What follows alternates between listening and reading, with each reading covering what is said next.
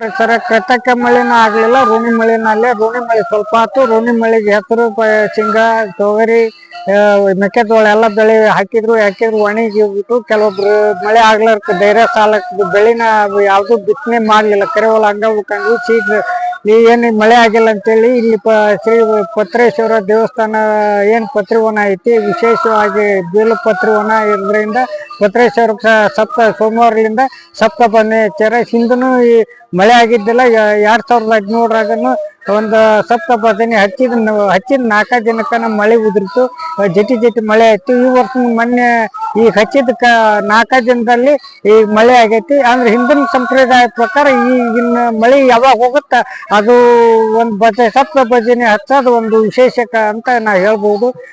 DK Shivakumar Kalaburagi ಒಳಗ ಪರಿಹಾರ ಹಾಕ್ತೀನಿ, ಆಮೇಲೆ ಸಾಲವನ್ನು ಮನ್ನಾ ಮಾಡ್ತೀನಿ ಅಂತ ಹೇಳಿದ್ರು. ಅವ್ರು ಏನೈತಿ ಇನ್ನೂವರೆಗೆ ಹಾಕಿಲ್ಲ. ರೈತರು ಗುಳೆ ಹೊಂಟಾರ. ಇಲ್ಲಿ ಶಾಸಕರು ಈ ಡೈಲಿ ಗುಳೆ ಹೊಂಟಾರ. ಆಮೇಲೆ ಇವತ್ತೇನೈತಿ ರಾಜ್ಯದಲ್ಲಿ ಕೃಷಿ ಸಚಿವರೇ ಇಲ್ಲ, ಹಾಗಾಗಿ ಎಲ್ಲ ಸಮಸ್ಯೆ ಐತಿ. DK ಶಿವಕುಮಾರ್ ಮುಖ್ಯಮಂತ್ರಿ ಏನೈತಿ ಅಂದ್ರೆ 2 ಲಕ್ಷವರೆಗೆ ಸಾಲ ಮನ್ನಾ ಮಾಡ್ಬೇಕು. ವಿಶೇಷವಾಗಿ ಏನೈತಿ ಬರ ಘೋಷಣೆ ಮಾಡಿ ಬರ ಪರಿಹಾರ ಹಾಕಂತ ವಿಚಾರ ಆಗ್ಬೇಕು. ಅಂದ್ರೆ ಯಾಕಂದ್ರೆ ಈ ಸದ್ಯ ಮಳೆ ಆದ್ರ ಸತ್ವ ಮುಂಗಾರಿ ಅಂತ ಹಾಳಾದು, ಹಿಂಗಾರಿ ಬೆಳೆಗೆ ಅಷ್ಟು ಅನುಕೂಲ ಆಗುತ್ತೆ. ಸದ್ಯ ಶೀಘ್ರದಲ್ಲೇ ಬರ ಘೋಷಣೆ ಮಾಡ್ಬೇಕಂತೇಳಿ ನಾನು ರೈತ ಸಂಘದ ರಾಜ್ಯ ಉಪಾಧ್ಯಕ್ಷ ಚಂದಪ್ಪ ಕುಳೂರು ಮನವಿ ಮಾಡ್ತೀನಿ.